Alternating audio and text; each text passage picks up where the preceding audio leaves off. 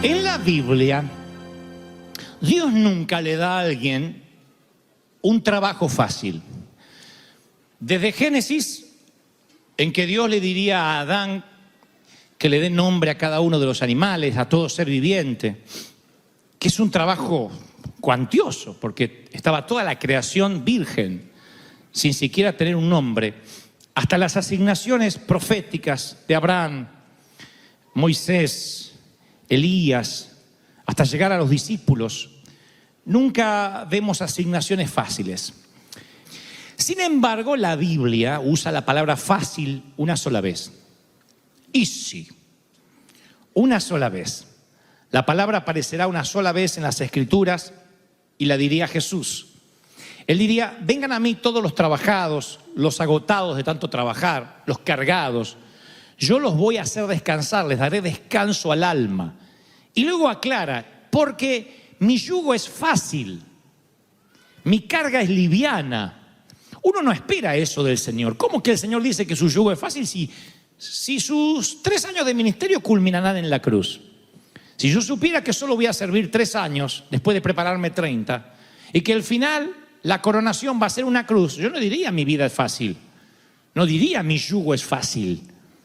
¿Por qué el Señor entonces usaría la palabra fácil? Insisto, porque Él está hablando de un alma descansada, de un corazón descansado. Apunta el Señor en estas palabras a tener un alma fácil y una capacidad para enfrentar las asignaciones difíciles más fuerte.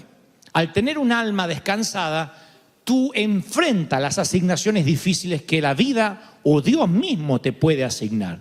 En otras palabras, el alma no fue hecha para una vida fácil, el alma fue hecha para un yugo fácil, que no es lo mismo. Y eso es lo que voy a tratar de explicar. Jesús enfrentó muchísimo estrés. Cuando en el huerto de Getsemaní, que hace un momento veíamos la fotografía, la palabra describe que el Señor lloró lágrimas o sudó gotas de sangre. Así que creo que Jesús aquí en el huerto de Getsemaní enfrenta el peor pináculo de estrés, dificultades, dolor. En todo su ministerio ustedes van a ver que Él se enoja con Herodes, se enoja con los principales sacerdotes, con los fariseos.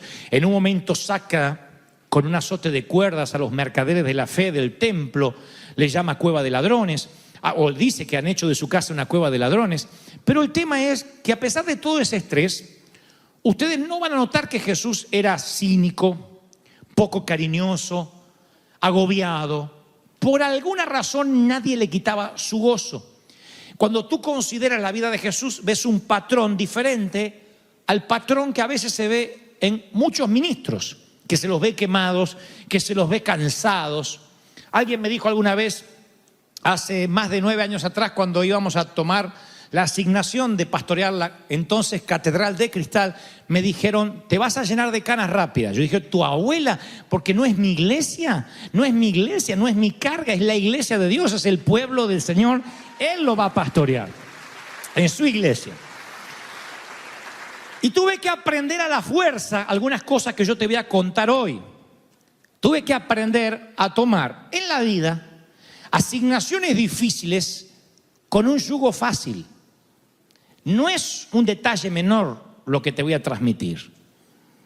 Porque nosotros éramos muy jovencitos cuando rentamos estadios, cuando asumíamos compromisos de $1 millón, pero con contrato, que si no pagábamos íbamos a la cárcel. Teníamos 20 y tantos años. Dice: ¿y cómo hiciste? No teníamos experiencia, no teníamos edad, no lucíamos como personas solventes, ni lo éramos tampoco. ¿Y cómo hiciste? Bueno, descubrir, a veces con dolor, con rigor, que el yugo tenía que ser fácil, aunque la tarea asignada fuese muy difícil. La vida es difícil de por sí. Algunos de los que están casados acá, digan si toda la vida matrimonial ha sido un lecho de rosas siempre. Si alguien me dice: sí, yo, entonces vamos a orar, antes de internarte, vamos a orar por tu salud mental. ¿Quién de aquí ha dicho tener hijos es fácil? ¿Qué mamá dice: yo voy y los estornudo? No lo estoy pariendo, los estornudo. Hago y sale el pibe. ¿Quién? ¿Quién se le ha sido fácil los primeros años de los niños? Fiebres nocturnas, cuando no sabes qué pasa. ¿Cuántos de nosotros hemos corrido desesperados al hospital pensando que nuestro hijo se nos moría por unas líneas de fiebre? ¿Qué padre cuando su hijo crece, se hace adolescente, se enamora, se le ha sido fácil? Los problemas crecen cuando los niños crecen también. Si a eso se le suma una enfermedad, una anomalía, una minusvalía, falta de automóvil, créditos arruinados, tendrás un cóctel de una vida difícil que puede llenarte de canas, poblarte de arrugas y lo que es peor, que va más allá de la estética, enfermarte el estómago, enfermarte los pulmones, porque uno somatiza. Somatizar es cuando estás expuesto a mucho estrés, a mucha preocupación constante, sin nada de tregua, el cuerpo se resiente. ¿Y cómo se vive una vida difícil y se logra tener un yugo fácil? ¿Cómo pasas la vida y sales limpio? ¿Cómo sales de esta vida totalmente impune a las enfermedades? Si te tienen que tocar una por una cuestión genética, porque es la soberanía de Dios, porque estamos expuestos a un mundo de maldad, lo entiendo, pero alguna enfermedad a la cual le abrimos la puerta por mucho estrés, por mucho cansancio, por falta de dinero, por un divorcio, por un desengaño, no vale la pena. Ya la vida es demasiado difícil como para que el yugo también sea difícil. Entonces me pongo a ver el patrón de Jesús. A ver, ¿quién está diciendo mi yugo es fácil y ligera mi carga? ¿Quién lo dice? Jesús. Bueno, vamos a estudiar la vida de Jesús. ¿Cómo alguien perseguido por los fariseos, por la religión organizada, por Roma, el imperio del momento, llevado a la cruz, dice, mi vida es difícil, pero tengo un yugo fácil? Ligera es mi carga. Está hablando de las cargas del alma. ¿Cómo sé que es ligera su carga? Porque podía estar con niños, se podía retirar al monte, tenía larga caminata con sus discípulos, no vivía estresado, no decía, sáquenme los niños de acá. No, dejen los niños venir a mí. Tenía una paz literal, como él luego prometería, que sobrepasa todo entendimiento. Entonces yo trato de ver la vida de Jesús y me doy cuenta que su descanso o su yugo fácil, en primer lugar, venía de la aceptación de sí mismo. Ustedes pensarán, ¿y Jesús necesitaba sanar su estima? Como toda persona. No era un niño mágico, prodigio, era un niño que tuvo que tener la aceptación y el amor de su mami, de María. Después tuvo que reconciliarse con el oficio de su padrastro, de José, y ser carpintero y construir muebles y romperse las uñas y tal vez cepillarse de más la mano, queriendo lijar, lastimándose con un martillo. Tuvo que reconciliarse con su oficio. Pero cuando él es bautizado a los 30 años, allí Dios habla desde el cielo y dice, tú eres mi hijo amado, estoy muy complacido contigo. Se los voy a parafrasear. Estoy orgulloso de ti. La manera para tener un yugo fácil, primero, es saber que Dios nos acepta, que nos ama antes de que hagamos cualquier cosa. Él nos ama. No nos ama por lo que hacemos, por lo que damos, por lo que diezmamos, por lo que nos congregamos. Nos ama por lo que somos. Eso tiene que darnos un yugo fácil. Nos ama. Poquito antes de morir, en el monte de la transfiguración, adivinen quién habla a través de los cielos y vuelve a decir, este es mi hijo amado, estoy muy orgulloso, muy complacido con él. Yo noto que Jesús descansaba en la aceptación de Dios, aunque enfrentó un rechazo humano masivo, que me enseña que la aceptación de Dios es más fuerte que el rechazo humano. La vida es difícil. De cada 10 personas, 9 te van a rechazar. Te van a rechazar si aplicas para secretaria por no tener el escote marcado o las piernas adecuadas o, en el mejor de los casos, la capacidad que se te pide. Te van a rechazar por tu color, por ser hispano, por ser moreno, amarillo, negro, multicolor, a lunares, no sé. Te van a rechazar por ser flaco, por ser gordo, por ser pelón, por tener mucho pelo, por oler bien, por oler mal, por ser indocumentado, por ser inmigrante. Te van a rechazar de muchas maneras. En el mundo tendréis aflicción. La vida es difícil. ¿Cómo haces para tener un yugo fácil en medio del rechazo? Teniendo la aceptación del único que te interesa, que te acepte, que te ame y te diga, estoy muy complacido contigo. ¿Están recibiéndolo, sí o no? Muy bien. Seguimos aprendiendo de Jesús. A ver, Señor, ¿por qué dices que tu yugo es fácil si vas a subir una cruz por mí? Él dice, ok, acabas de decirlo, porque yo sabía que mi Padre me amaba y eso sanó mi estima para desarrollar mi ministerio. ¿Cuál es lo segundo? Que el descanso del Señor de su alma y el yugo fácil venía porque Cristo, aunque muchos teólogos lo nieguen, tenía una vida simple. ¿Cómo afirmo esto? Bueno, tenía un círculo de amigos íntimos. Ahí había 12 que fueron por la vida con él. Él mismo disfrutaba de la creación de su padre, andaba por los montes, por los huertos, por los lagos. Él andaba con los muchachos que lo había visto crecer, con los que había jugado deportes, con los que había salido a pescar. Tenía una vida sencilla, una vida que podía verse sin dobleces. Jesús era alguien que podía predicar con tranquilidad porque su alma estaba reposada. Largas caminatas. No vemos a Jesús tomándose un Uber. No, él andaba por la calle. Tenía una vida simple. Hay una autora, escritora de devocionales, se llama Letty Kudman. Escribió acerca de una visita que hizo al África, que contrató a un grupo de cargadores y de guías nativos.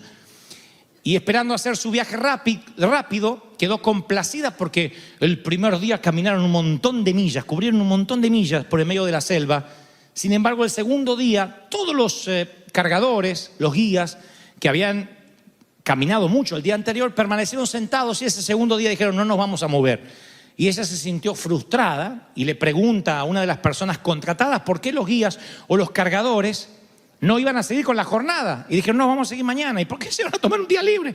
Y entonces le dijeron, es que viajamos el primer día demasiado rápido y estamos esperando que nuestras almas alcancen nuestros cuerpos. ¿Saben cuál es la diferencia con nosotros? Que ellos saben cómo restaurar el equilibrio de la vida y muy a menudo nosotros no. ¿Alguna vez necesitaste el tiempo y el espacio para permitir que tu alma alcanzara tu cuerpo? ¿Te has sentido desalmado alguna vez? ¿Has sentido que has servido a Dios sin alma? ¿Que has amado sin alma? ¿Que has caminado sin alma? ¿Que has corrido sin alma? ¿Has tenido un día en esta semana, no te vayas a 30 años atrás, esta semana que desde que te levantaste y tomaste el café apurado y te montaste en el automóvil y te subiste al frigo y fuiste a trabajar y volviste a trabajar, el alma no te alcanzó? ¿No tuviste un momento de sosiego? ¿Ni un segundo para agradecer a Dios? El alma no fue hecha para funcionar vacía, pero el único problema es que no tiene un medidor, un indicador. El cuerpo te dice, necesito un descanso, a los talones. El alma no. Aunque tiene señales, son más sutiles. Hay cosas que antes no te fastidiaban y ahora te producen un coraje. El alma está cansada. ¿Nunca te molestó que tu pareja, que tu cónyuge mascara chicle? Ahora es como que... O sea, te instaló una vaca al lado.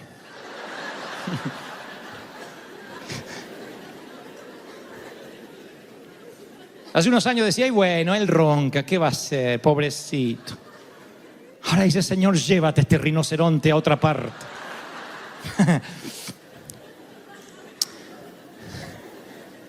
No es que las cosas se pusieron peores, estás más irritable.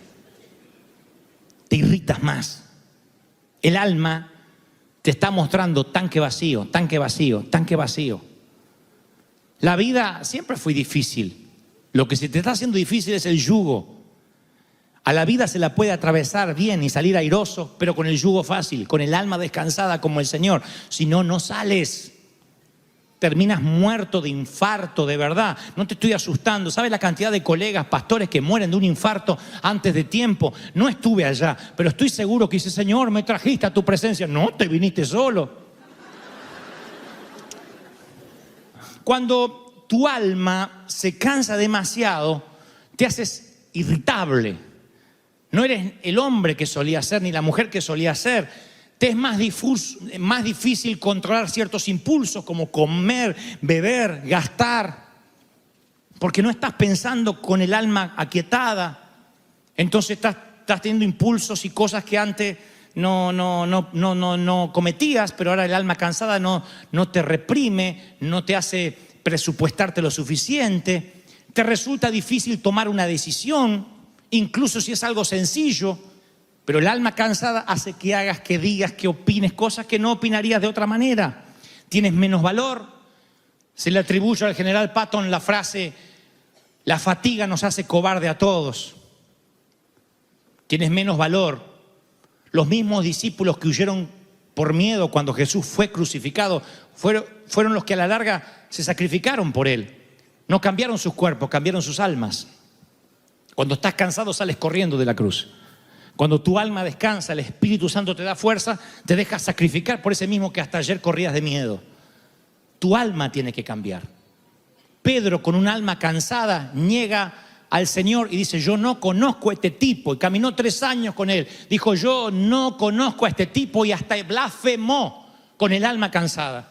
Cuando el alma se descansó, cuando el alma alcanzó su cuerpo, fue el hombre que sanaba enfermos con su sombra, fue el hombre que predicó y 5.000 se entregan a Cristo, fue el primer evangelista más poderoso que haya dado la historia contemporánea, y fue aquel que se dejó morir por Cristo. Ese es Pedro con el alma descansada. ¿Ven? La vida no se le hizo más fácil, pero el yugo se le hizo liviano. La vida se le hizo fácil cuando él entendió que su yugo también era fácil. ¿Están recibiendo esta palabra, sí o no? El descanso o el yugo fácil, me doy cuenta mirando al Señor, que viene del propósito. Más de una vez Él dijo: yo soy el pan de vida, yo soy el camino, yo soy la vid, yo soy el buen pastor. Esas eran las razones por las cuales Él estaba en el mundo. Y los que le seguían: ustedes son la luz del mundo, ustedes son la sal de la tierra, ustedes son una ciudad sobre un monte. Cuando Jesús empieza su ministerio, su primera tentación vino después de que el Padre le dijo: este es mi Hijo amado. La primera tentación de Satanás en el monte de la tentación vino después de que Jesús escuchara de su Padre: este es mi Hijo amado. El maligno le dice: así que eres el Hijo de Dios, convierte las piedras en pan. ¿Eres el Hijo de Dios? Arrójate de la parte más alta del templo. En otras palabras, no le creas a tu Padre, demuestra que lo eres. Gánatelo, haz que suceda. Haz que esto sea asunto tuyo. La tentación dependía de lograr que Jesús cuestionara su identidad, que Jesús tuviera que demostrar quién Él era. Pero propósito no es andar demostrando lo que podemos hacer, sino quiénes somos en Él. El Padre me ama cuando soy fuerte y cuando soy débil, cuando estoy bien y cuando estoy mal. De ahí surge el propósito. Alguien tiene que decirme amén. Voy a terminar con lo último. ¿Por qué Él decía que el yugo era fácil y descansaba su alma? Porque yo no veo a un Jesús apurado. Ocupado sí, apurado no. Una vez los envía a los discípulos, les da la misión, le dice: vayan, echen fuera a los demonios, liberen los cautivos. Y los muchachos salen. Y saldaron gente y vuelven todos esperando la próxima asignación. ¿No? Que Jesús le diga: vamos muchachos, no pierdan el fuego, vayan. ¿Qué le dice el Señor? Vengan conmigo a un lugar tranquilo y descansen un poco. En lugar de darles una nueva asignación, una nueva tarea, Jesús hace que todos se suban a un barco y se vayan a lo que la Biblia registra como un lugar solitario. La mayor parte de nuestro tiempo nosotros tratamos de atraer y agradar a las multitudes. Jesús pasó mucho tiempo del suyo alejándose de ellas. En lugares de verdes pastos me hace descansar, junto a aguas de reposo me conduce. Él restaura mi alma. ¿Dónde están tus prados verdes? ¿Dónde se hallan tus aguas de reposo, querido? ¿Cuán bueno eres para descansar en el Señor y cuando necesitas hacerlo, no hacer nada? Hacer nada significa este mensaje. No lo van a escuchar en ninguna otra congregación. Hacer nada. ¿Qué nos enseñó el pastor? A hacer nada. ¿Cuánto tiempo puedes quedarte en la silla, en tu traspatio y no hacer nada? Nada de regala hierba, nada de planear mentalmente el día siguiente, nada de preocupación en cuanto a los impuestos. Simplemente sentarte y no hacer nada.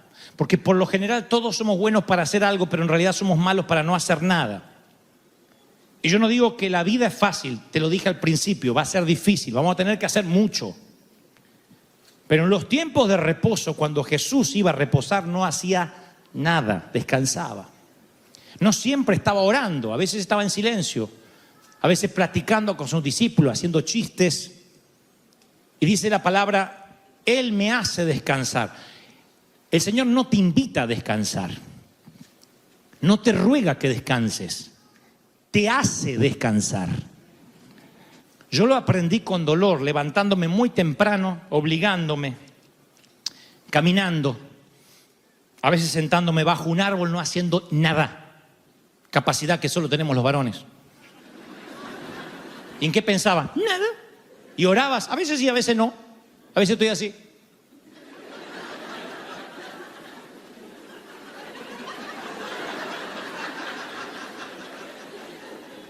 Si me preguntan el nombre, Gump, Forrest Gump.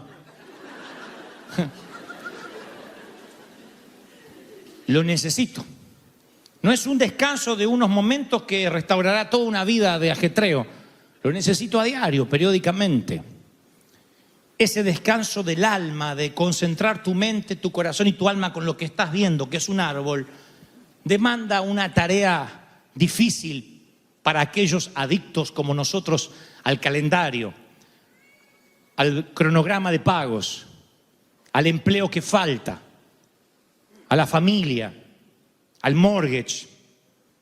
Dios necesitaría descansar. Yo pregunto, siendo Dios omnipotente, ¿por qué dice acabó Dios en el séptimo día su obra y reposó de toda la obra que había hecho? ¿Y por qué luego nos diría, acuérdate del día de reposo, santifícalo, no hagas obra alguna? Siempre me pregunté, ¿Dios necesitaba descansar? Y alguien me dijo, sí, quería ponerse de ejemplo para nosotros. ¿Y por qué hay otros mandamientos en que Él no se pone de ejemplo? Como por ejemplo, casados y multiplicados. O sea, yo me aguanto a la suegra y Él, que es omnipotente, no quiere suegra. Y entonces investigo un poco más y me doy cuenta que tal como un marco de 7 días que establece el Génesis, los templos reales y los palacios reales también se inauguraban luego de festivales de 7 días. En el Edén Dios crea un huerto y los reyes también a menudo hacían jardines fuera de sus residencias. O sea, Dios usa el mismo tipo de vocabulario que los reyes usaban, los monarcas en sus reinos. Y cuando se inauguraba un templo o un palacio, estos simbolizaban la victoria del rey. Y si estaban en tiempo de paz, el rey iba a su trono y se decía, el rey estaba reposando en su trono. Reposar no es dormir. Reposar no es tener el día libre ni rascarse la panza. Reposar es tener el alma quieta para tomar buenas decisiones. Con el alma cansada no te puedes casar. Con el alma cansada no te puedes divorciar. Con el alma cansada no puedes tener hijos. Con el alma cansada no puedes criar hijos. Con el alma cansada no puedes predicar. Dios reposó. Ya sea durante un día entero o periodos de tiempo, necesitas permanecer en solitud, sin ninguna agenda, sin ruidos. Yo quiero invitarte a que hagas nada un día, unas horas. Tú dices, me levanto a las 6, levántate a las 5 a hacer nada, no a hacer gimnasia, no a tomar café, a hacer nada. El sistema es más o menos este, llegas a un lugar donde haya quietud, tienes que poner esta cara así.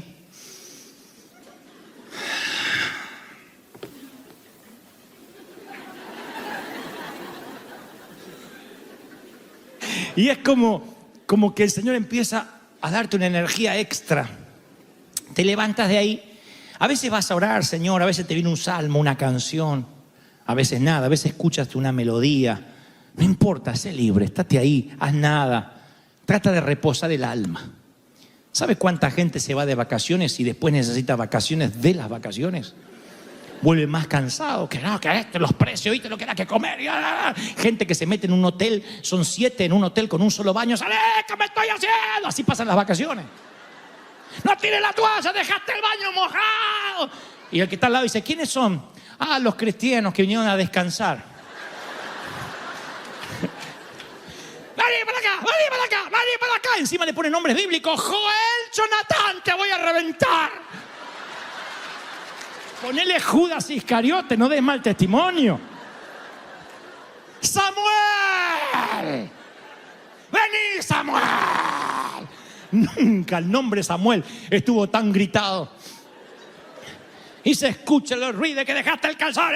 Y que van a la playa y van con las islas. Te dije, ¿qué te olvidaste? Me olvidé de la neverita. ¡Ay, anda a buscar la neverita! Van a descansar.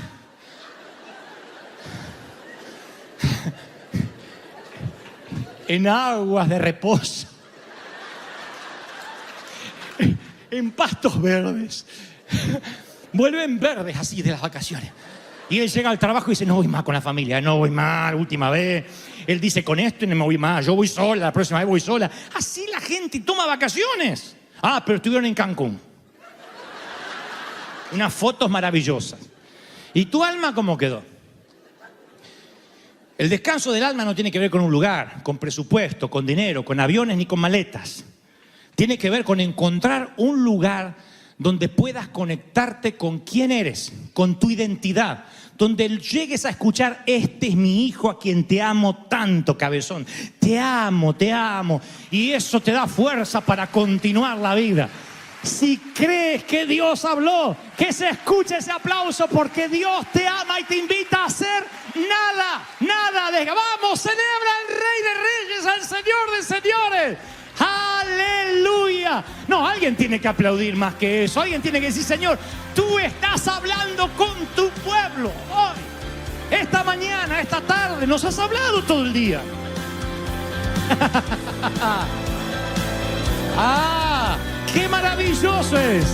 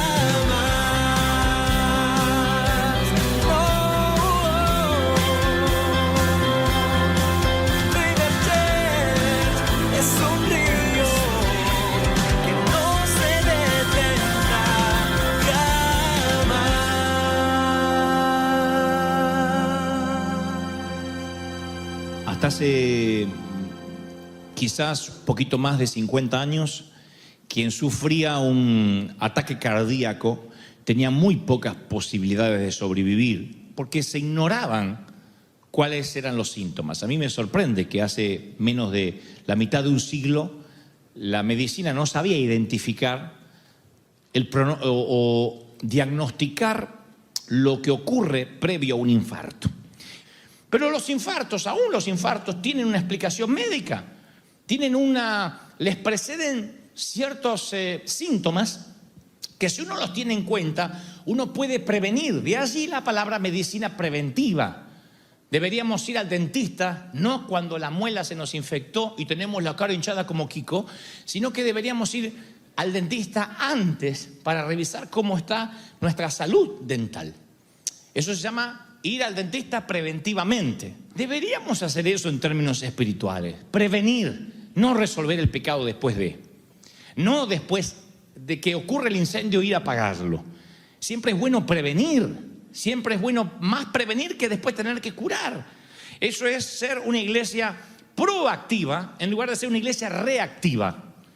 Reactiva significa que reaccionamos a un evento. Si somos proactivos, nos preparamos para el evento.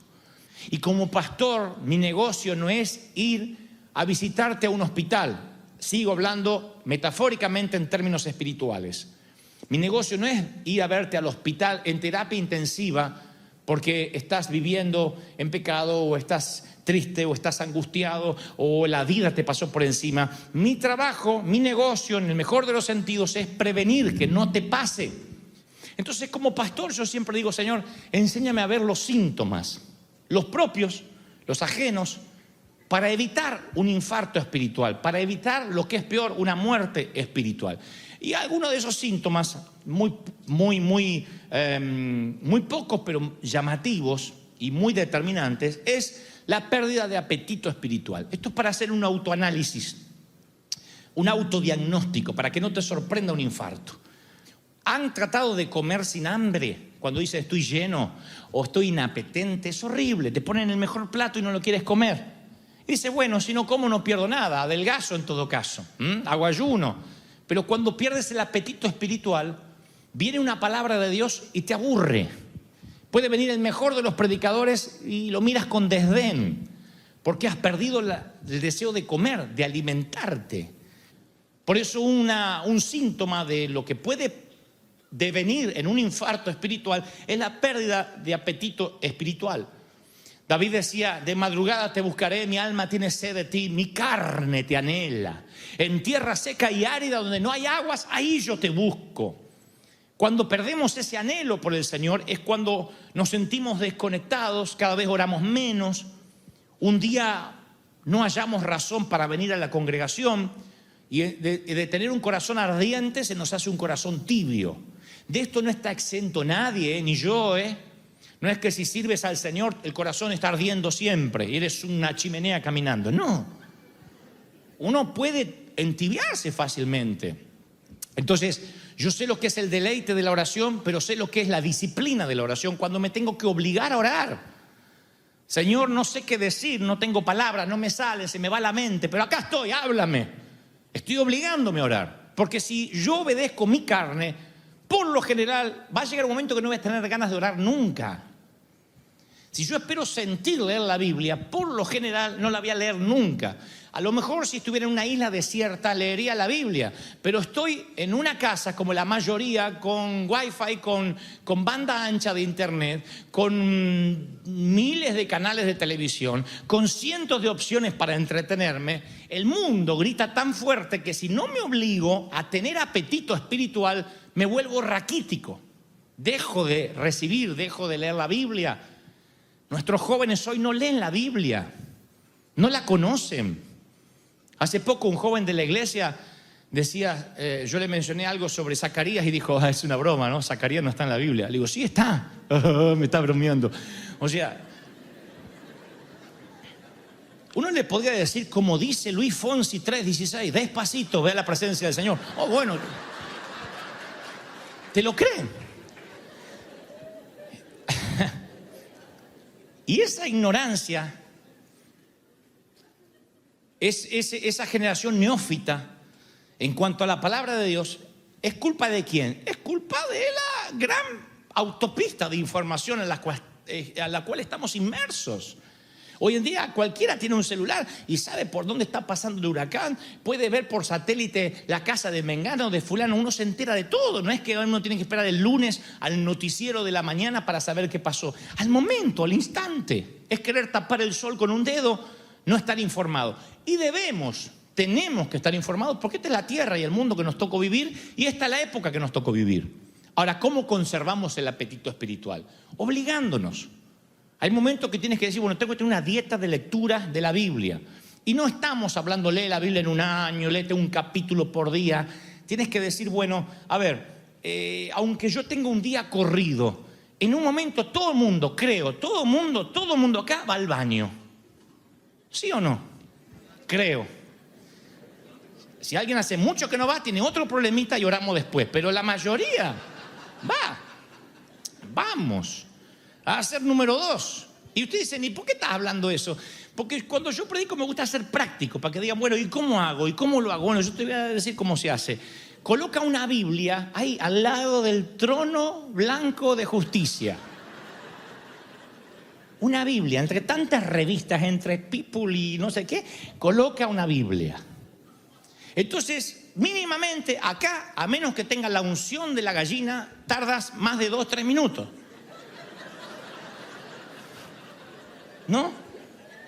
Yo tuve gallina, la gallina hace así, y ya hizo, y camina.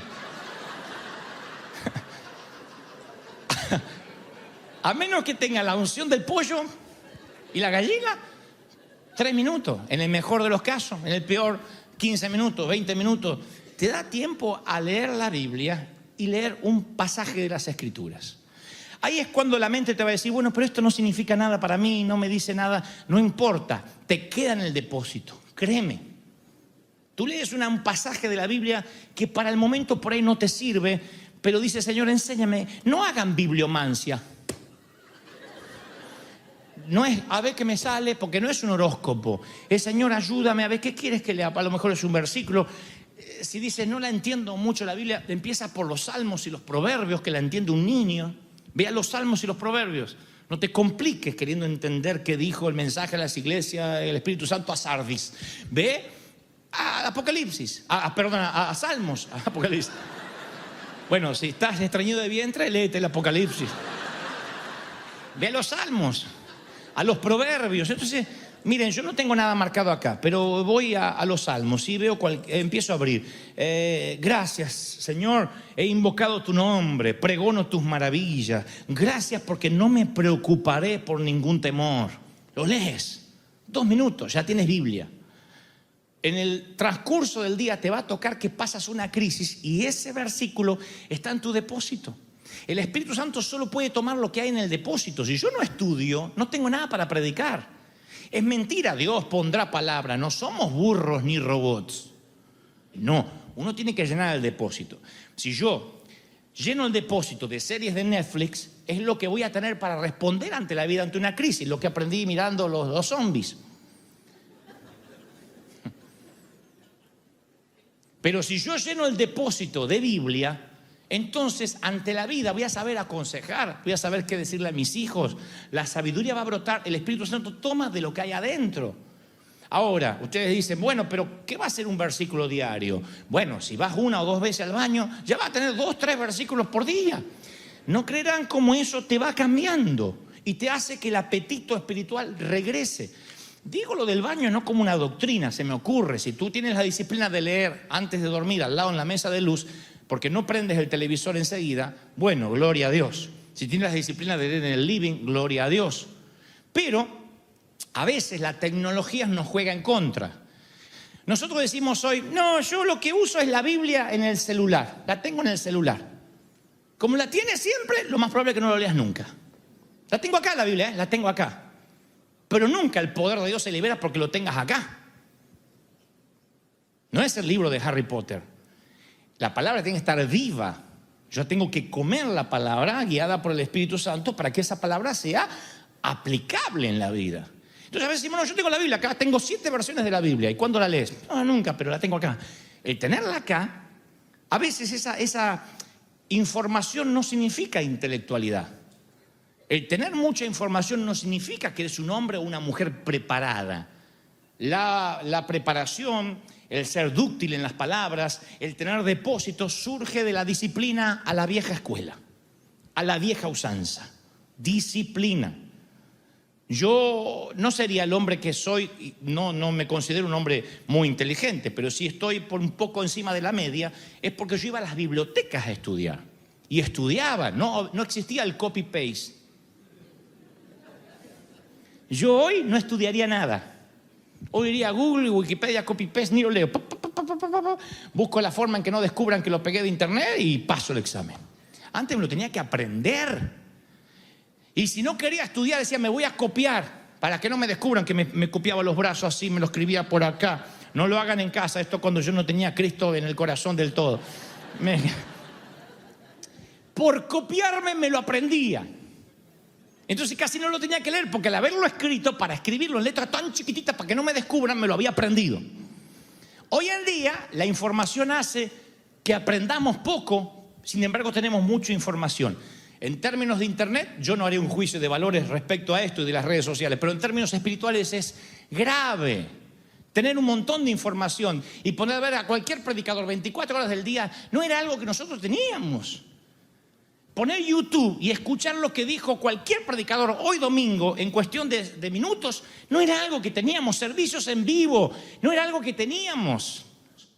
Antes uno tenía que anotar con el papel y lápiz lo que el pastor decía, porque no se replicaba en ninguna otra parte. ¿Estamos felices por la información? Sí. ¿Qué trae en contra esto? Que a veces la mucha información no significa más espiritualidad. A veces tenemos mucha información y es como entrar a un tenedor libre. Hay tanta comida que se nos va el apetito. Y si perdemos el apetito espiritual, puede devenir en un infarto y ser mortalmente serio.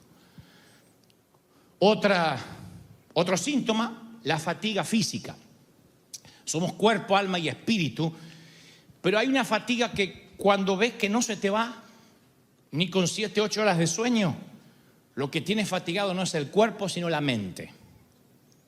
La mente no descansa con 8 horas de sueño, o con 6, mucho menos. Tienes cansado la mente, eso en términos bíblicos tienes cansado el alma. Si el alma se te empieza a llenar de sueño, no lo recuperas ni con una cura de dormir por horas y horas y horas, días enteros. Tú dices, uy, ahora viene un feriado, voy a dormir todo el día, un lunes. El martes vas a amanecer más cansado que no si hubieses dormido. ¿Qué síntoma es ese? De que tu mente y tu alma está cansada, porque has estado sometido a estrés. El estrés no es tampoco una agenda saturada, porque interpretamos en el subconsciente que un tipo estresado, una mujer estresada es uno que anda así y que no le alcanza el día, que está escribiendo cheque y que sale por el auto. No, uno puede estar sin hacer nada en la casa estresado porque esto no para. Y si la cabeza no te para, porque estás pensando que no te quieren, que te dieron vuelta la cara, que te van a echar del empleo, que te vas a enfermar, de que qué le va a pasar a tus hijos. Si tu cabeza es una maquinaria que no para y se preocupa, por eso el Señor nos dice, basta el día con su afán. Si la cabeza no para, entonces vas a caer en una depresión, que es lo que viene luego de la fatiga física. Elías desafía a 850 profetas de Baal. Y después, cuando le baja la adrenalina, entra en una depresión total, que la frase de una simple mujer, te voy a matar y te voy a cortar la cabeza, hace que el tipo no pueda dormir más y le entra una depresión que casi se suicida. El mismo hombre que enfrenta 850 tipos le tiene miedo a Jezabel. Y ustedes dicen, ¿y qué le pasó a este tipo? Le bajó la adrenalina, se llenó de estrés y entonces no supo notar el síntoma de lo que termina en un infarto espiritual. Esta palabra va para los que tienen cansancio en la mente. Los que dicen, sabes, Dante, yo hace noches que no puedo dormir. Meses que no descanso. Años, hay cristianos que hace años que toman pastillas para poder dormir. O que tienen que tomar un test o algunas infusiones para poder conciliar el sueño, que se levantan 3, 4 veces a la noche. Pasamos momentos de preocupación todos porque somos seres humanos, pero si eso es una constante y un patrón, posiblemente estés a punto de tener un infarto espiritual. Son síntomas que el Señor te está diciendo, alma cansada, vas a pecar. Mente cansada, vas a terminar en el abismo. Como dije una vez, el auto se te descompone, los electrodomésticos no funcionan, te cierran la tarjeta, te mandan a collection. Todas esas cosas pasan porque el enemigo lo que quiere es que tú hagas un cambio de prioridades. Perdiste el apetito espiritual, ¿correcto? De ahí te cansaste mentalmente, porque la pérdida de apetito, como cuando un niño deja de comer, no puede estudiar. ¿Por qué? Porque el hambre hace que no podamos aprender. La falta de apetito, ¿qué trae? Analfabetismo, la gente no crece. Como dijo el escritor a los hebreos, debiendo ser ya adultos, son niños que toman leche. ¿Qué trae el analfabetismo? Además de eso, fatiga física. No tenemos fuerza para nada, se nos cansa la mente, vivimos preocupados porque la iglesia vive preocupada porque desconoce los principios básicos bíblicos. La iglesia de Cristo se olvidó la gran mayoría de las promesas por las cuales ni deberíamos orar. El 90% de las oraciones que la iglesia de Cristo hace a diario son inútiles. Son cosas que Dios no va a responder porque ya las respondió en las Escrituras. Y la gente va, Señor, prospérame, Señor, prospérame. Y Dios no te va a responder, Dios no va a prosperarte como una abracadabra. Él dice, hay una ley que se llama la siembra y la cosecha. Probadme, si yo no abro la ventana de los cielos, trae tus diezmos al alfolí, no falte la ofrenda. No te va a responder una oración que ya respondió hace miles de años. ¿Sí? Entonces hay un montón de oraciones por las que hacemos por desconocimiento. La fatiga física y mental no nos deja razonar. Y si a eso le sumas un predicador que está consciente que tiene raquíticos delante y le sigue dando leche, terminamos en gente infartada. Gente que parece que está sentada allí, pero ya murió en algún domingo y huele mal. Y en lugar de haber aroma a la presencia de Dios, hay un aroma pútrido de gente que tenía vida o tiene nombre de que vive, pero está muerto, como dice uno de los mensajes a las iglesias. El enemigo viene con lo que yo llamo el ataque de la escasez justamente en esos momentos, para que cambiemos las prioridades, para que dejemos de orar por nuestra vida espiritual, para que dejemos leer la Biblia porque estamos preocupados cómo le respondemos a Bank of America. Porque estamos preocupados porque se nos arruina el crédito. Yo he visto gente preocupada, se me arruinó el crédito, se me arruinó el crédito. Si le fuera la presencia de Dios, no se preocuparía así. ¿Se te fue el Espíritu Santo? Ah, sí, pero en todo caso después lo buscas. ¿Sí? Pero se me arruinó el crédito. Está preocupado por el crédito. ¿Qué hubo en esa persona? Un cambio de prioridades. Y cuando hay un cambio de prioridades, hay idolatría. Y la idolatría siempre te apartará de Dios, te enfermará y abrirá un portal al enemigo. El enemigo sabe muchas veces que cuando estás con ese cambio de prioridades, a veces viene una oferta que no viene de Dios y tú la tomas desesperado y te metes en otro crédito y en otro préstamo, ya sin consultar a Dios, en la desesperación. Me lo dijo mi contador, me lo dijo mi abogado o lo peor, me lo dijo la comadre. Y te metes. ¿Cuándo llega esa tentación del enemigo? Los momentos más vulnerables que tenemos en la vida a la tentación es cuando no tenemos nada y cuando tenemos todo. Las dos puntas son las más peligrosas para caer en la trampa del infarto espiritual. Cuando no tienes nada y el ataque de la escasez dura y dura y dura y dura, ahí es cuando puedes inclinarte ante otro Dios. Y cuando tienes todo y das todo por sentado, como tienes todo al alcance de la mano, buen crédito, terminaste de pagar la casa, conduces un buen auto, difícilmente te acuerdes de buscar a Dios, de leer la Biblia, porque tienes todo. Entonces, cuando tienes todo y cuando no tienes nada, son los momentos más vulnerables a los que estarás expuesto a un infarto espiritual. ¿Cuál es el secreto? Permanecer fiel en ambas temporadas. No tienes nada, sigue leyendo la Biblia como si tuvieras todo. Tienes todo, sigue leyendo la Biblia como si no tuvieras nada. Ese es el gran secreto, permanecer fiel. Sé ser fiel en lo poco y en lo mucho, dijo el apóstol Pablo. Entonces, vamos de nuevo a los síntomas. Fatiga, falta de apetito espiritual, una vida débil de oración. Así que no podéis haber velado conmigo 1 hora, le dijo el Señor a sus discípulos. Y horas más tarde Pedro se encuentra bajo ataque y niega al Señor. Cada vez que yo he fracasado en mi vida espiritual, siempre ha habido dos cosas comunes: una Biblia llena de polvo y un altar de oración olvidado. Es muy fácil dejar de orar. Y ya no hablo del Señor, bendice esta pizza en el nombre de Jesús, bendice este taco que sea de provecho. Amén. Eso no es oración. Eso es bendecir un alimento. La oración como tal es la que hacemos, la que intercedemos. Voy a resolver esto en oración. ¿Cuánto haces que no resuelves algo en oración? Voy a arrodillarme hasta que la ansiedad se me vaya. Y tú dices algo como, es que yo no soy mucho de hablar. No hables, escucha. Pero permanece en oración. Esas horas de silencio no saben lo que van a significar en el resto del día. La clave para la vida espiritual es inhalar la palabra de Dios y exhalar oración. Así se respira. Y exhalas oración. Miren, yo digo, voy a inhalar. Les voy a dar un ejemplo práctico. A ver, yo no tengo, estoy sin oxígeno, estoy cansado, no tengo ganas de leer la Biblia, pero esto es oxígeno y voy a inhalar. Lo único que puedo hacer con la Biblia es inhalar. Entonces agarro la Biblia y digo, a ver, bendito eres, Señor, porque eres fiel conmigo a pesar de mis errores. Ay, Señor, muchas gracias. Ahora estoy exhalando. Muchas gracias, Señor. Sí, porque yo soy un desastre. Si fuera tú ya me hubiera consumido. Pero gracias, Señor. Ahora exhalo agradecimiento por lo que acabo de inhalar. Eso es mantenerte respirando. Eso regenera las células. Eso es como tomar mucho líquido. Eso hace que tu cuerpo se sienta mejor. Eso hace de que las arterias se empiecen a abrir, los coágulos desaparezcan. Estamos hablando de esto, no de estar 7 horas en la montaña orando, no quiero que de acá salga alguno diciendo, ya está, me tocó el Señor, voy a ayunar 30 días. Hace una buena dieta si tenés panza, pero no, que esto no te lleve, voy a hacer una gran ayuno, porque esas cosas no sirven. Es como aquel que nunca hizo ejercicio y quiere salir a correr una maratón, te vas a morir. O vas a volver con un pulmón abajo de la mano, abajo del brazo. Esto es de a poco, como les estoy diciendo, poquito, chiquito. Decir, bueno, yo tengo que tener un altar de oración, porque si no las circunstancias te abruman.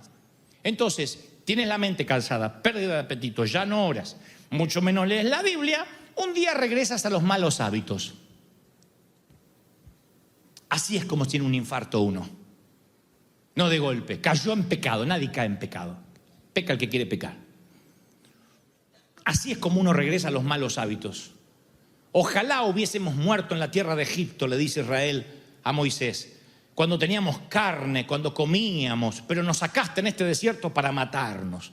¿Cómo puede ser que un pueblo que era esclavo y ahora es libre quiere volver a la esclavitud por un poco de cebolla y carne? Y es que volvemos a veces a las iniquidades y decimos, y bueno, cuando estaba en el mundo por lo menos no había tanta hipocresía. Y bueno, por lo menos cuando estaba en el mundo me emborrachaba y se me pasaban las penas. Y vuelves otra vez al tequila. Y vuelves a las viejas amistades. Y vuelves a los viejos hábitos. Un día te sientes solo, que no eres querido, que no eres amado o amada, que no eres correspondido y corres a internet a consumir pornografía. ¿Qué crees? ¿Que lo haces porque eres un lujurioso, un pervertido? Lo haces por soledad. Y estás tan solo que consumes como otros tienen sexo porque crees que eso te va a satisfacer. Y en el momento te alivia, te quita la tensión, pero luego querrás más. Y pronto serás un drogadependiente, así como lo son algunos de la cocaína, de las anfetaminas, de la marihuana, otros son de la pornografía. Somos dependientes o drogadependientes, codependientes de aquello que nos está faltando y lo queremos subsanar con otra cosa. Otra vez, cambio de prioridades. Es ahí como volvemos a los viejos hábitos. De repente nos encontramos pronunciando palabrotas que antes ya no decíamos y volvemos a decirlas. Nos encontramos luchando con pensamientos que ya no luchábamos y esos pensamientos regresan. Y tú dices, ¿qué pasó? ¿Me agarró un demonio? No, fueron todos síntomas que no supimos ver. Nos empezamos a alejar de las relaciones santas y empezamos a llevarnos mejor con los carnales. La pasamos muy bien chismeando, hablando mal. Decimos, bueno, encontré a alguien con el cual me puedo desahogar, con el que puedo hablar. El enemigo te disfraza. El enemigo tiene el mejor departamento de packaging del mundo. Él agarra un poco de estiércol y te lo envuelve con papel de regalo que crees que tienes un gran gift de Navidad. Si hay algo que el enemigo tiene es packaging, buen envoltorio. ¿Quieres envolver un regalo barato? Dile a Satanás que te lo envuelva y parecerá ropa de alta costura. Él siempre te envuelve las cosas y te dice, ¿ves? No estás tan mal, encontraste una amiga, encontraste amigos que te entienden, que a lo mejor están igual que tú. Los dos están perdidos, los dos están agotados físicamente, los dos o los tres que se reúnen en esa mesa están sin oración, los tres critican al pastor, los cuatro odian la iglesia. Y tú te vas sumando a un grupo de carnales y dices, bueno, menos mal, no me siento tan solo. No, te estás siendo atraído hacia la carne porque te estás alejando de la gente espiritual, de los que podrían corregirte, de los que podrían instruirte. Eso es causa de que estás por devenir en un infarto. Yo me preocupo cuando me empiezo a llevar bien con gente carnal. Y no estoy hablando ahora en términos de ser luz con el inconverso. Eso siempre lo tenemos que hacer, ser ovejas en medio de lobos. Hablo de cuando yo necesito desahogarme. ¿A quién busco? ¿A mi pastor? ¿A alguien que sea como yo o mejor que yo? ¿O busco a alguien que esté por allá abajo? Si busco a alguien que esté carnalmente mal, en la carne, es porque estoy alejándome de las relaciones santas. Y me estoy alejando de las relaciones santas porque mi vida está contaminada, mis arterias espirituales están comprometidas. ¿Quiénes son tus amistades?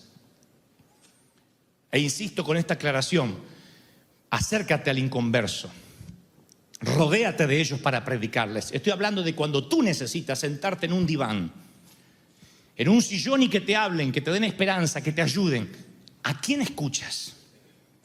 Si a quien escuchas es una persona mal hablada, chismosa, dolida, que está en contra de las cosas y que habla, aunque disfrace eso de espiritualidad diciendo yo lo digo porque siento celo por la obra de Dios, aunque lo disfrace de un packaging, es estiércol, huele mal. Y si estás en contacto con el estiércol, adivina cómo vas a oler. Entonces uno tiene que obligarse a hablar con gente espiritual. Búscala, las hay. Gente que puedas decir, mira, quiero estar cerca, quiero que me ayudes.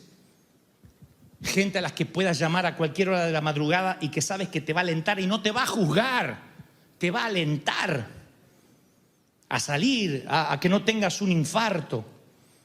Tienes que tener, así como el 911 en tu celular, un número al que puedas llamar y decir, ayúdame porque no quiero apartarme del camino del Señor.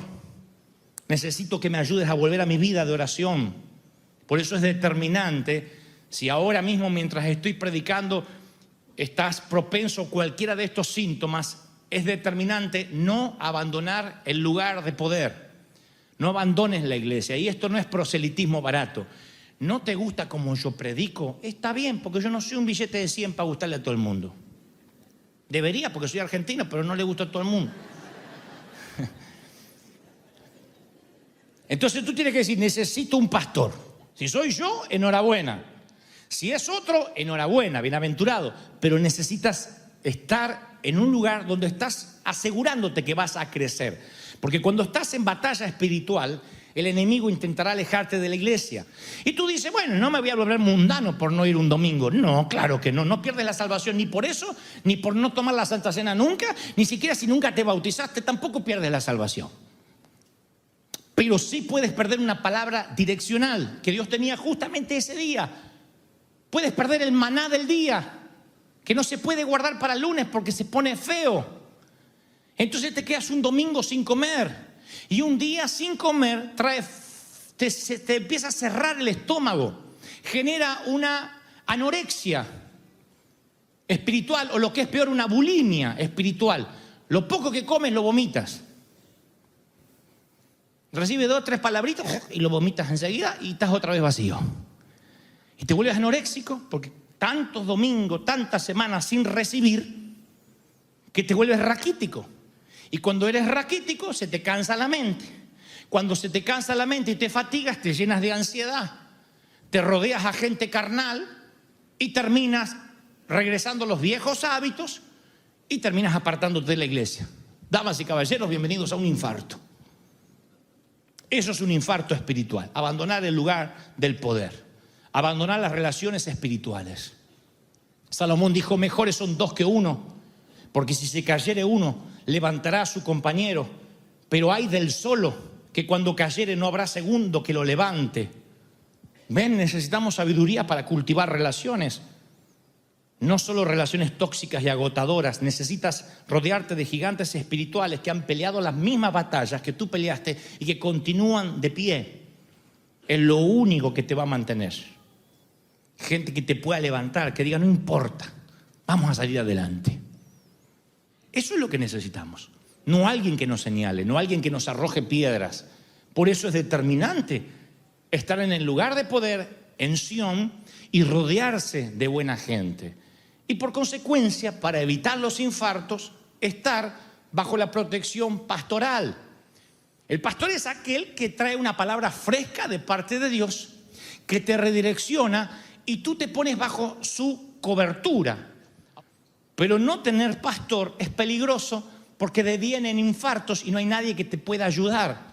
Y esta palabra va para personas que están solas, aunque estemos rodeados de una multitud.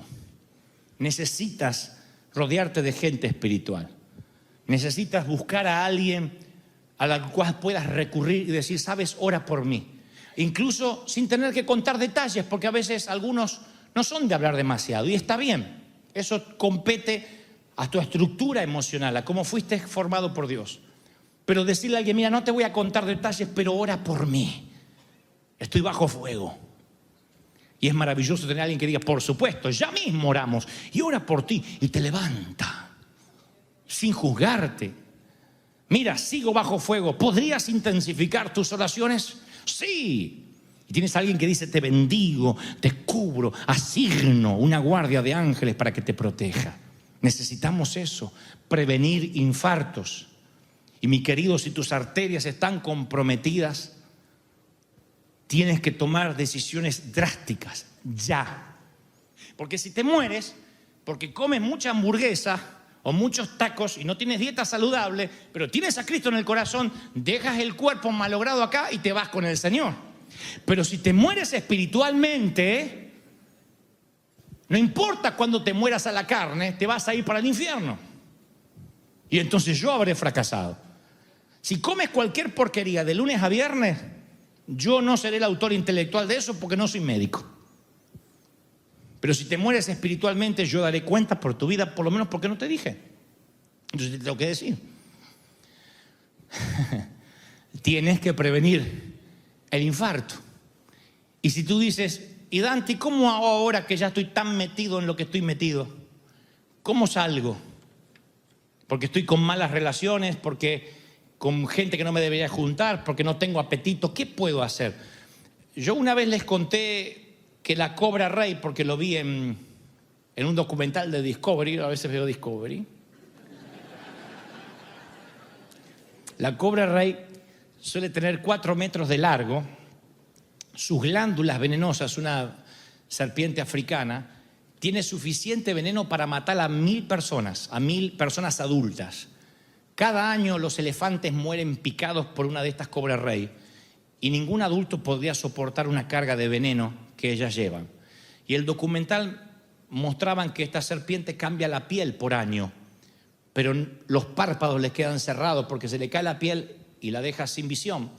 Y entonces los zoólogos o los que están allí tienen que entrar a la jaula o donde están para quitarle la piel de los párpados para que pueda ver. Hay que quitarse la mano. Un equipo de 5 personas hace esta tarea. Entonces el veterinario entra con un bisturí y una esponja y tienen que ser rápidos para tomar a la serpiente por detrás de las glándulas venenosas. Tienen que tomarla por atrás, rápido. Si la toman rápido, si ella no ve peligro, no ataca. Entonces le meten un rollo de papel, esos rollos de cocina, le meten en la boca y si ustedes miran el documental, está disponible en YouTube. Es impresionante porque la serpiente mastica ese rollo hasta que se pone amarillo de veneno. El rollo se queda completamente, pero amarillo color patito. No amarillento, amarillo. Yellow. Te cargas de veneno. Yo de vez en cuando lo hago bilingüe para que los que no entienden. Porque claro, para quitarle los párpados, tienen que vaciarle sus cargas de veneno. Y luego el documentalista dice, el problema, con esa voz de documental, el problema no es tomar la serpiente, el problema es soltarla. Porque la serpiente siempre guarda en su reserva algo de veneno. Y entonces esperará a que los 5 hombres decidan soltarlas para atacar. La serpiente cobra es fácil de agarrar, difícil de soltar.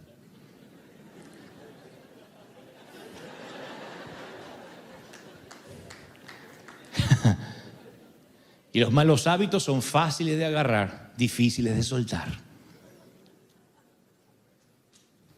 El comer mal espiritualmente, la comida chatarra es deliciosa, no me digan que no.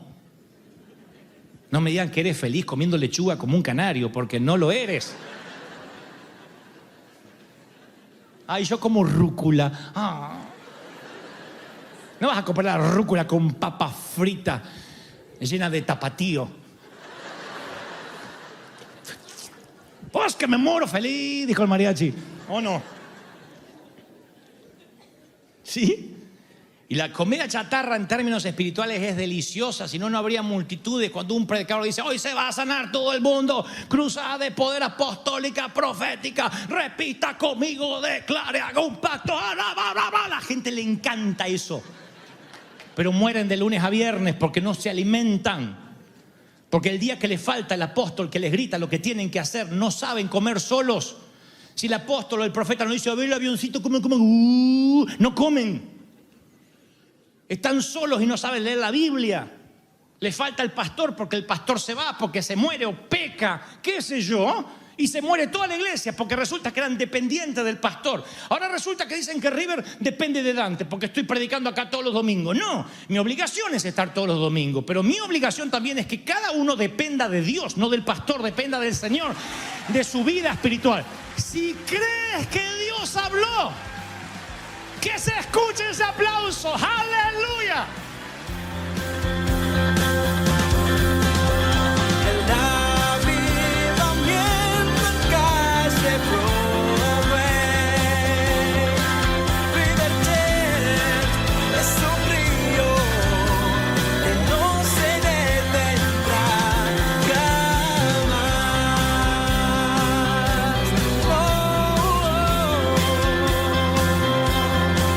River Church es un río que no se detendrá jamás.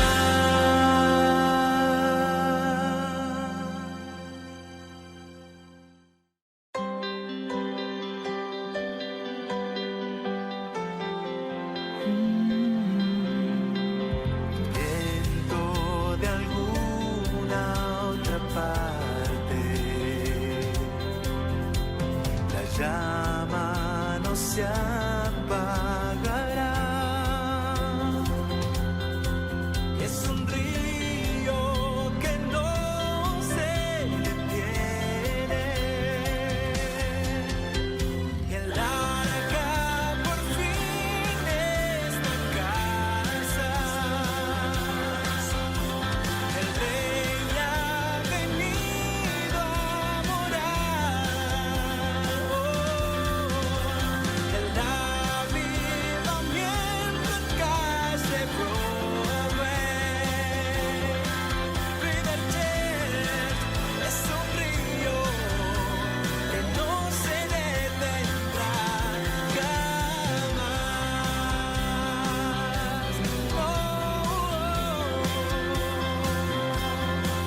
River Church es un río que no se detendrá jamás.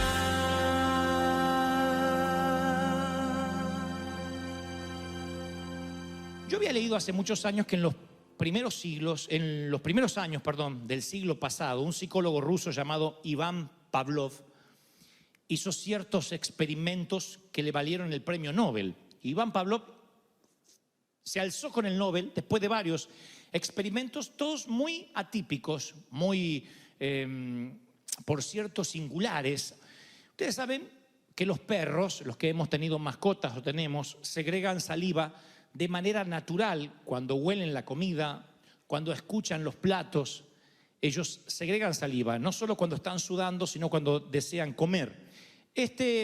Pavlov condicionó a un grupo de perros dentro de su experimento con una campana a la hora de alimentarlos. Entonces, tocaba la campana y los perros salivaban, sin oler comida, sin escuchar ruidos de cubiertos o de platos. Simplemente la campana hacía que ellos pudieran salivar. Y el título a este experimento se llamó reflejo condicionado. O sea, los perros tienen un reflejo condicionado a, en este caso, la campana. En cierto grado, a partir de lo que este científico descubre con las mascotas, todos los seres humanos somos un poco pavlovianos. Todos tenemos reflejos condicionados que no nos damos cuenta. Algunos se convierten en importantes rasgos de nuestra personalidad, como el de sonrojarse, por ejemplo. Hay gente que se sonroja cuando escucha una palabra o cuando le hablan de amor. Otros hábitos, otros reflejos son tan destructivos, como el beber, el tomar alcohol para ahogar las penas. Las cosas que sean grandes o pequeños, inofensivos o dañinos, estamos mucho más condicionados de lo que creemos. Y gran parte de lo que le hacemos o de la manera en que nos comportamos en la vida o de la manera que respondemos tienen que ver con esos reflejos. Pero ahora dejemos los reflejos condicionados, no se lo olviden, vamos a dejarlos aquí, en un momento los vamos a retomar y quiero que me presten atención a esto y luego vamos a conectar los puntos. En un momento en que la turba, en la multitud quería prender a Jesús ya para llevarlo a la cruz, lo han leído en sus escrituras o lo han visto en alguna película, deben recordar el incidente cuando Pedro saca su espada y le corta la oreja a un tal Malco, a quien por ahí era un guarura del sumo sacerdote, uno que estaba con una de las personas más importantes, uno de los religiosos de la época. Más que un accidente, es un infortunio, casi un crimen. Y a donde vaya, Pedro se va a meter en el mundo de las demandas legales, porque atacó a alguien que presuntamente es inocente y le corta la oreja. Allí es donde Jesús interviene y donde piensa Jesús que toda la vida Pedro ahora va a tener una marca. Donde vaya va a terminar en prisión. Donde vaya va a quedar manchado su legajo criminal. Jesús sabe eso. Y entonces lo que hace no solo es una sanidad, sino borrar la evidencia del caso. Lo que hace Jesús es destruir la evidencia en contra de Pedro. Viene, toma la oreja, se la pega milagrosamente. Es el último milagro que el Señor hará ahí en público. Luego irá a la pasión, a la cruz. Pero le pega la oreja al servidor, a Malco. Y destruye la evidencia contra Pedro. Le borró la evidencia. Imagínense que este Malco queda con la sangre en el ojo. La oreja pegada, pero con la sangre en el ojo. Todavía tiene bronca. Dice, sí, me lo pegó, pero yo a este tipo lo voy a demandar. ¿Quién me quita el mal momento de ver mi oreja tirada ahí en el piso? Casi se le agarra un perro. ¿Quién me quita eso? Yo quedé traumado. Así que imaginen, vamos a suponer, vamos a echar a volar nuestra imaginación. Imaginen que Malco inicia una demanda legal. Siempre hay uno de esos abogados que dice, tú puedes sacar dinero.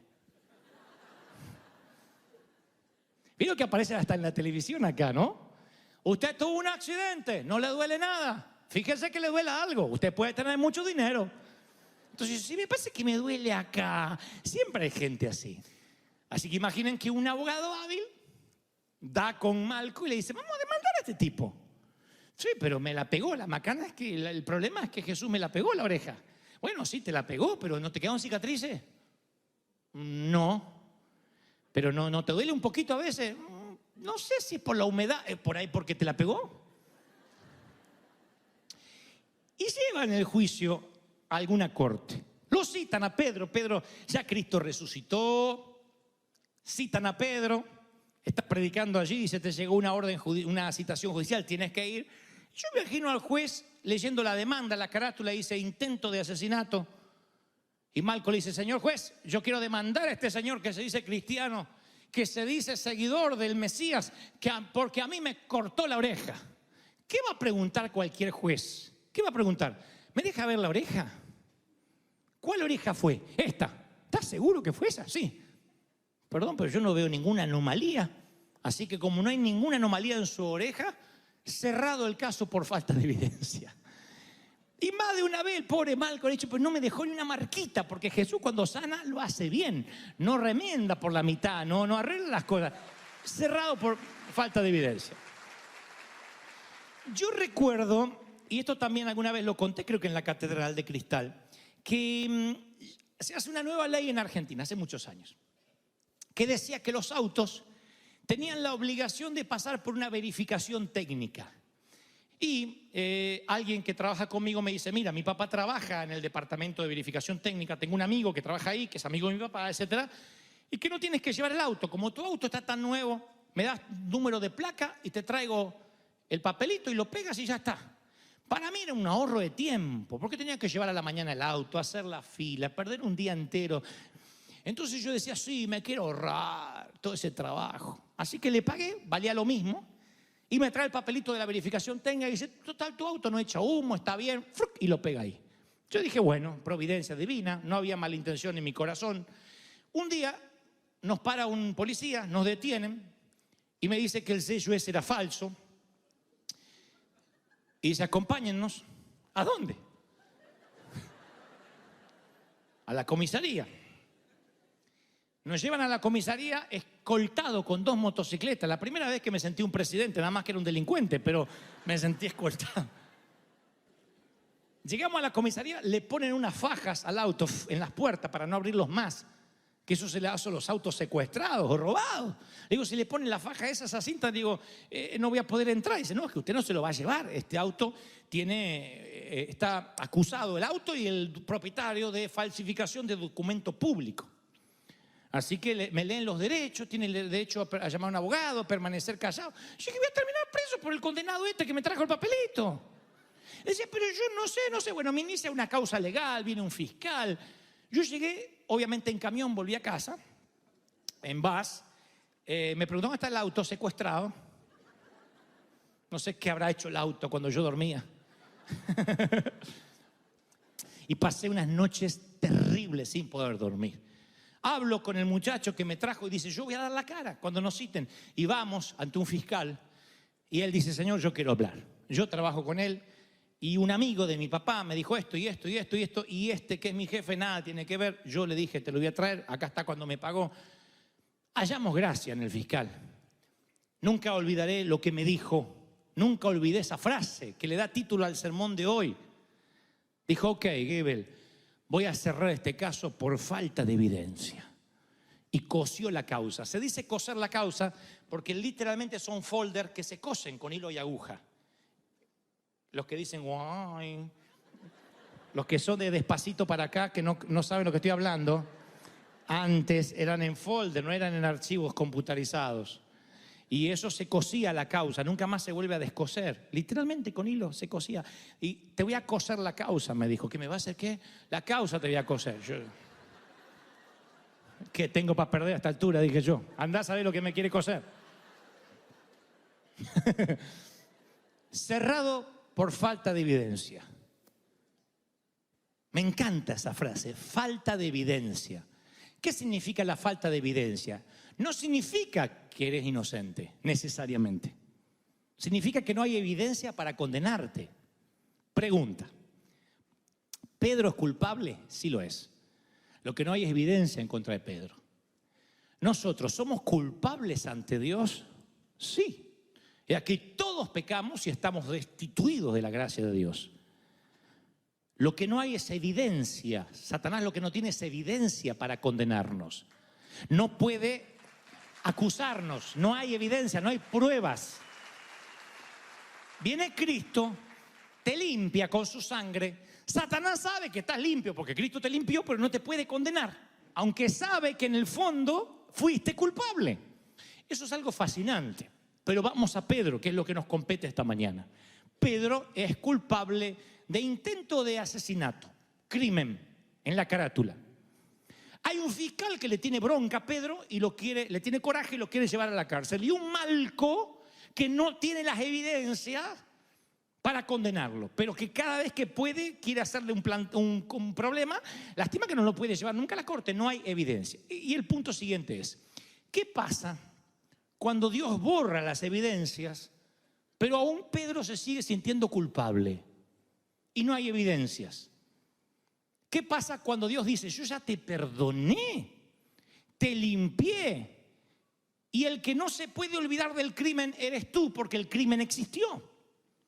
Una cosa es que el Señor te perdone y sientas que nunca pecaste.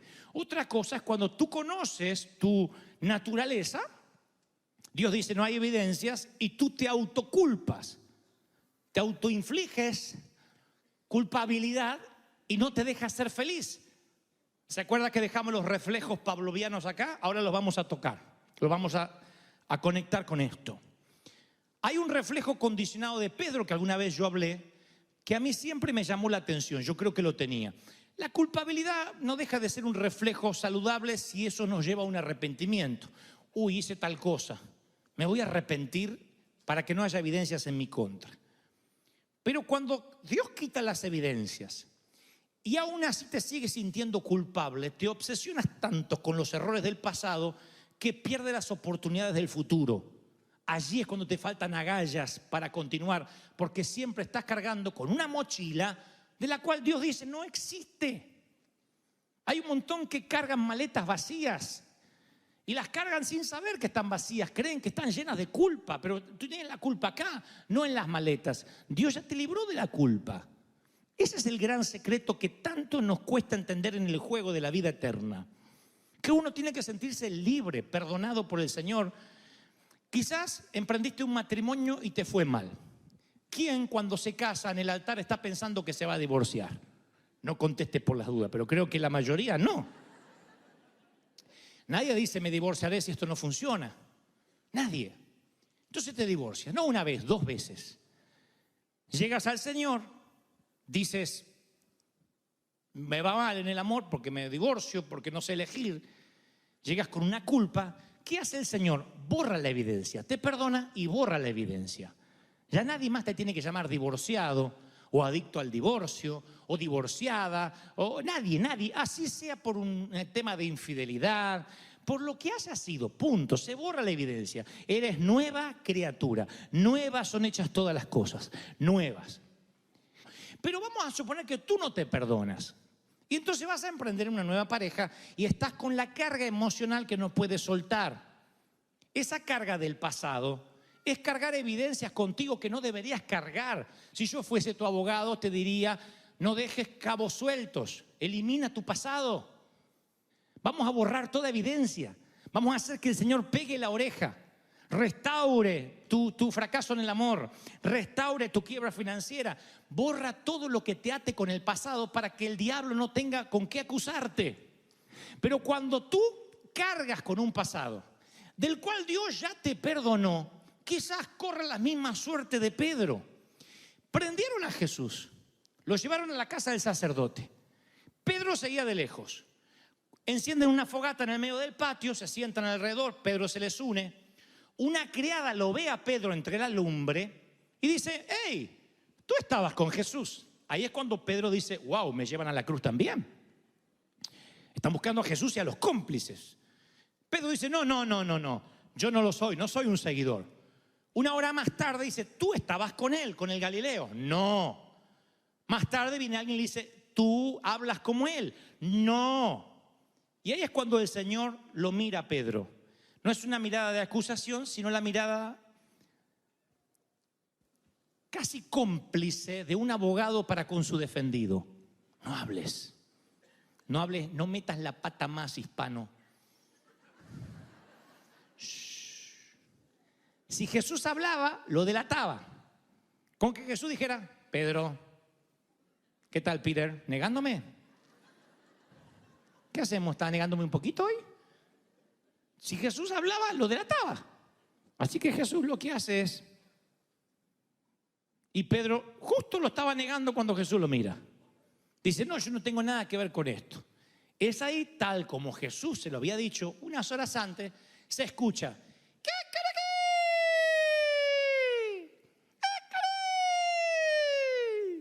El Señor le dijo, antes que cante el gallo, ya 3 veces me vas a negar. En otras palabras, antes de que amanezca y que el gallo anuncie que es hora de despertar, ya me habrás negado 3 veces. Y a mí se me ocurre, con esto de las evidencias borradas, esto de los reflejos pavlovianos, digo, alguna vez lo pregunté y lo vuelvo a preguntar, ¿no le habrá quedado un reflejo condicionado a Pedro a partir de ese día que cada vez que cantaba un gallo, le agarraba una culpa atroz? Él decía a las 48 horas me tengo que olvidar, porque sin Cristo no podemos borrar evidencias. La culpa está. Si Cristo no interviene, la culpa no se te va. Y así como las campanas hacen que un perro salive sabiendo que va a comer, el gallo hace que la culpa invada el corazón de Simón Pedro cada vez que canta. Y antes de avanzar, el Señor me dice que te diga esto. Él me hace sentir que te lo diga. Hay un reflejo condicionado en ti que no permite que seas lo que Dios quiere que seas. Dios no te culpa, mi querido. Él borró las evidencias en tu contra. Si no, el enemigo ya te hubiese llevado a una corte espiritual. No vas a ir a la corte porque el enemigo no tiene pruebas contra ti. Y si tú dices, sí, pero yo metí la pata la semana pasada, la Biblia dice que si pecas, abogado, fíjense en la terminología legal que utiliza la Biblia, abogado tienes para con el Padre, tienes un abogado que borra las evidencias, las borra, ¿me siguen? Las borras. Eso no te hace inocente, te hace culpable sin pruebas.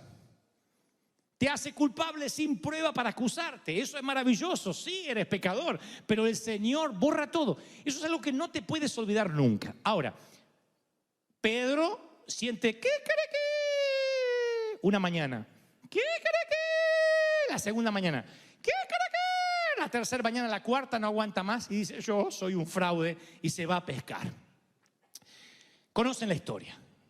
Jesús se va a la playa del mar de Galilea, ve a Pedro pescando, le dice dónde tirar las redes.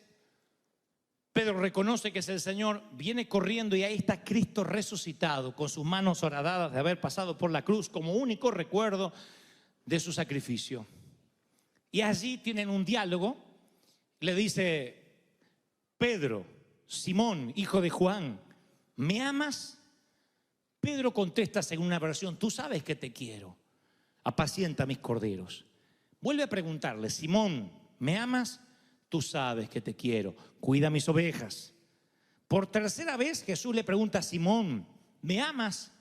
Y a Pedro le dolió que por tercera vez le hubiera preguntado lo mismo, porque dijo, no me está creyendo. Así que le dice, Señor, tú lo sabes todo, tú sabes que te amo. Bueno, apacienta mis ovejas, le dice Jesús. Pedro había fallado 3 veces negó al Señor. 3 veces ahora el Señor lo comisiona y 3 veces le pregunta si lo ama. Ahora, ¿cómo hace Jesús para cambiarle el reflejo a Pedro? Porque el gallo va a volver a cantar. Creo saber cómo lo hizo. Voy a otros evangelios donde aparece esta misma historia. Me voy a San Juan y dice que Jesús sale al encuentro de Pedro al despuntar el alba. Así que estoy casi seguro que cuando Pedro termina de decirle, sí, Jesús, yo te amo, a un gallo de la zona de Galilea hace ¿qué? Y ahora Pedro, nunca más sus reflejos estarán condicionados por la culpa, sino que cada vez que vuelva a escuchar el gallo, de aquí hasta que se muera, él va a recordar que fue el día en que Jesús lo comisionó, en que Jesús le borró las evidencias otra vez. Le volvió a borrar la evidencia. Le borró las primeras evidencias cuando sanó la oreja de Malco y volvió a borrar las evidencias cuando lo comisiona justo al despuntar el alba. ¿Por qué no lo comisionó de tarde? ¿Por qué en vez de un desayuno no tenemos aquí un almuerzo o una cena? El Señor elige la mañana para que cuando el gallo vuelva a cantar, Pedro se encuentre desayunando con el Creador, el traicionado y el traidor desayunando juntos. Y entonces Pedro recordará el canto del gallo como el segundo génesis de su vida, la segunda parte de su vida tal como la conocía. Eso es lo que Dios hace cada vez que venimos aquí, cada domingo. Va cambiando nuestros reflejos, borra la evidencia y lo que era una señal de dolor es una señal de esperanza. Lo que antes te producía angustia, ahora te produce fe. Y tú dices, ¿cómo el Señor puede tomar algo que era tan doloroso y transformarlo para bien? La palabra dice que todas las cosas a los que aman a Dios les ayudan para bien. Dios las transforma en bendición. Lo que el diablo te quiso hacer mal, Dios lo da vuelta para que te vaya bien, para que se transforme. ¿Están recibiendo esta palabra, sí o no? Y la gracia que hace, amplía tus sueños, te quita culpa, amplía tu manera de ver las cosas. En la vida hay momentos de traición, de dolor, de pecado, que van a querer perseguirte por el resto de tu existencia. Depende de ti, de que los cargues o los dejes, porque el Señor borra las evidencias. ¿Cómo las borra? Yendo al mismo lugar del crimen. ¿Cómo hace para que el gallo de Pedro no lo haga sentir culpable a Pedro cada vez que cante? Si gallo hay por todas partes en Israel. Tiene que comisionarlo al despuntar el alba, darle una comisión y una pregunta por cada vez que lo traicionó. Allí es donde cambiará completamente la óptica de Pedro. Cada vez que cante el gallo, él lo recordará como la mañana en que desayunó con Jesús. Ya no recordará la mañana en que lo traicionó. Entonces el Señor tiene que llevarte al lugar de la culpa para ahí borrar la evidencia. Si tú huyes del sitio del crimen, el sitio del crimen te va a perseguir. Tú tienes que enfrentar. Tú tienes que poder ir a cualquier lugar donde todo el mundo está parrandeando y a ti ni fu ni fa. No que dices, ay, me trae tanto recuerdo de esto. Si escapas, el crimen te alcanzará. Tú dejas el alcohol, no te atrae, y vas a un lugar donde parientes sacan alcohol, no hay problema. Tú no tienes problema porque tú no relacionas el alcohol con tu dolor. Ay, me acuerdo cuando era borracho. No, al contrario, a lo mejor Dios te da la oportunidad de predicar. Cuando te dicen, pero no tomabas mucho, sí, pero dejé porque ahora no lo necesito. Te das cuenta, enfrentas aquello que la religión te dice, no vayas más, no vuelvas. No, tienes que enfrentar.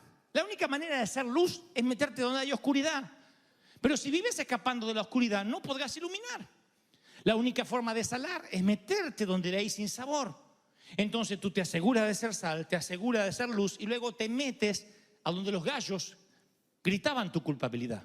Solamente que esos gallos ahora hablan de tu comisión. El Señor te ha demostrado que eres más importante para Él que tu error. Por eso borró las evidencias.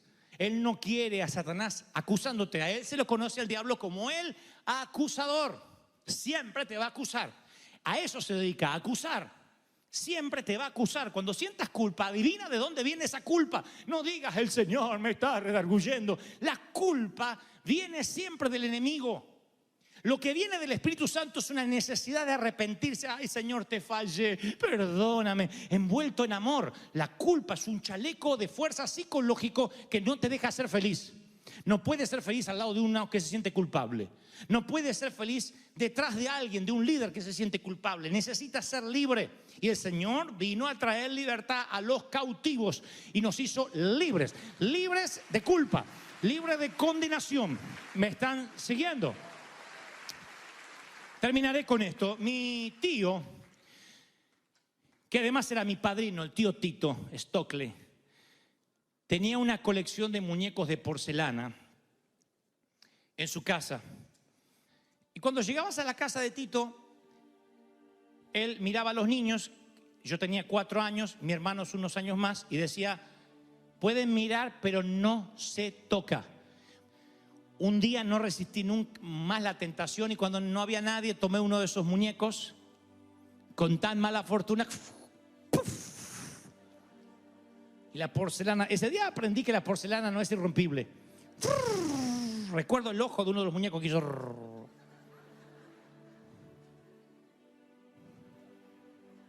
Y quedó mirándome.